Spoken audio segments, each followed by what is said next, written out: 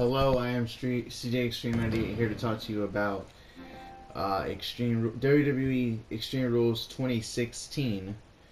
And I liked no. I liked couple matches, actually.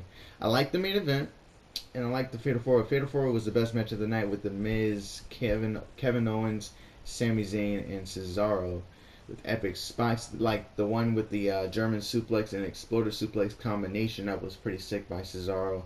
I'm okay with The Miz winning. I mean, he's never really had like a long title reign before. He's never had like one of those reigns that were just like, oh snap, good job, Miz. You know, he held title for quite a minute and then he loses to someone else to build them up.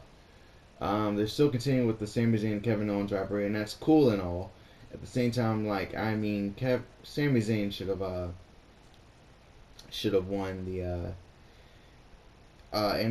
Intercontinental Championship in regards to just he's just good enough to win it. He should have won it, you know.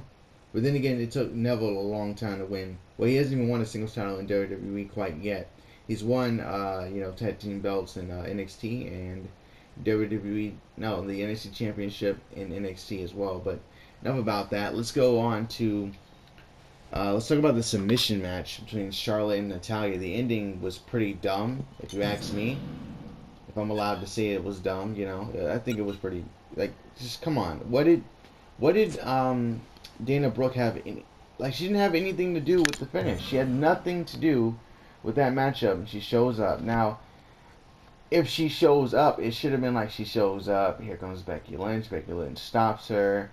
Natalya's distracted. Then I guess, I don't know. They should have just left it a pure technical wrestling match and should have just let Charlotte just win, go over Natalya clean and just be like, yeah, see, I can do it without my father. And then probably build tension between her and her father somewhere down the line. But I guess it's not what they wanted to do. To add to that effect, hang on a second. To add to that effect, I also like the New Day beating the Vaudevillains. It looked like the Vaudevillains were gonna win for a second, which is like, oh, are they actually gonna win it? And then Enzo and Big Cass take the titles from them. That'll be interesting, but that didn't happen. So I'm assuming it might be the club who actually takes the titles from the New Day. You know, have a heel take it from a face instead of two faces going at it. You know how WWE is. I prefer Enzo and Big Cass versus New Day. It'll be quite the entertaining promos, but that's not what's going to happen. At least it's not what seems to be happening. Seth Rollins coming back last night after Roman Reigns defeated AJ Styles, and people are saying that Roman Reigns didn't win. You know, he shouldn't have won. He won with just one spear, they say, but that's not what happened. See, Roman Reigns won by putting AJ Styles through two announce tables, Superman punch, spear on the outside, slamming his head into an LED grid on the apron, and hitting a catch finisher spear like you would see in the WWE 2K16 game. So it's not like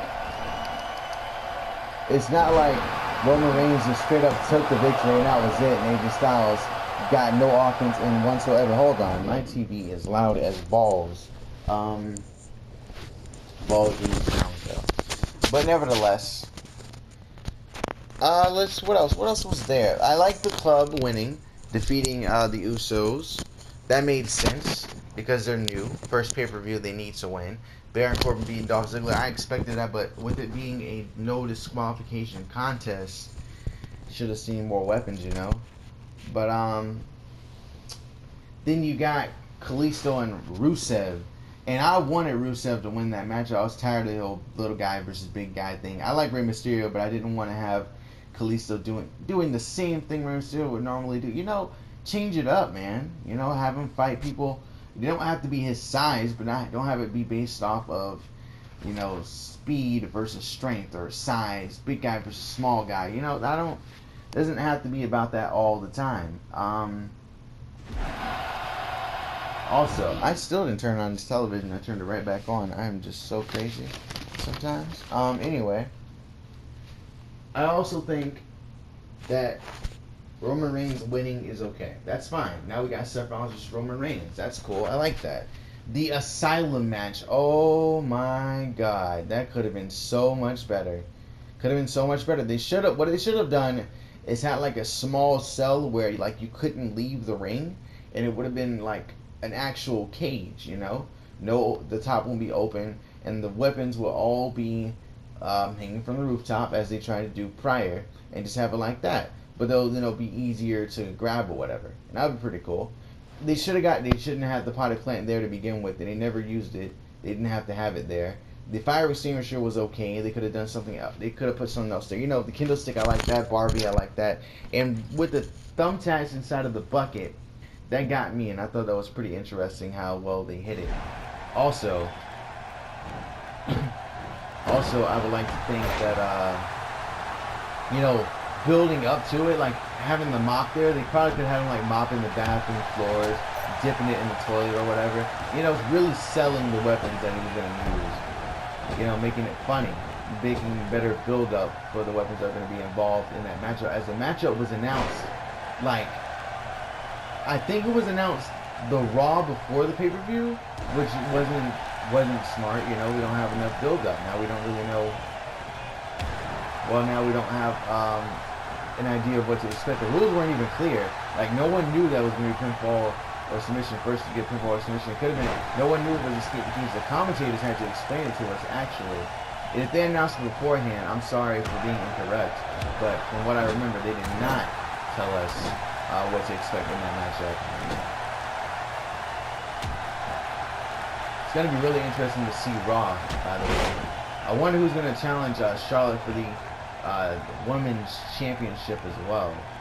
And I'm also very curious to see John Cena coming back. Is he going to go straight for the United States Championship?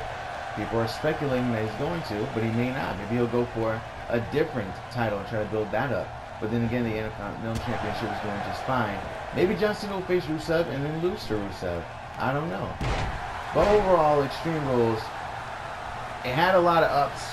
It had some downs. Only really for the mass majority of people, the downside was that Roman Reigns is still the champion. For some reason, they think that Roman Reigns should never be champion at all. I think he should have a good reign and then never hold it again. Boom. I think really that's all WWE needs. Just get a good little, soaking in the water or whatever, soaking in the reigns of Roman Reigns, and then go ahead and let us have what we want, And he's had a good reign so far.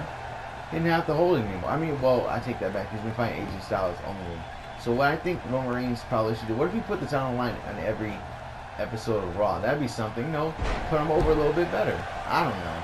I don't know what they really should do with Roman Reigns. But at the same time, he did well. And AJ Styles, him kicking out 2 Styles clashes back to back, I thought that was kind of weird. But then again, the Uso interference. But I thought, that was not really that much of an interference for him to be able to kick out of that. But at the same time, Roman Reigns did a ton to AJ Styles in order to beat him. And, great match. I enjoyed it. Spot Fest, I think it was a great match though. But that's what I think of Extreme Rules. I hope you enjoyed it as much as I did, or maybe you didn't simply because of the outcome of the main event. Maybe you were, happy that Seth Rollins came back. I know I am. I want him to be champion again. As a face though this time. As you can see, he got rid of that blonde streak. Perhaps now he will be a face now that it's gone,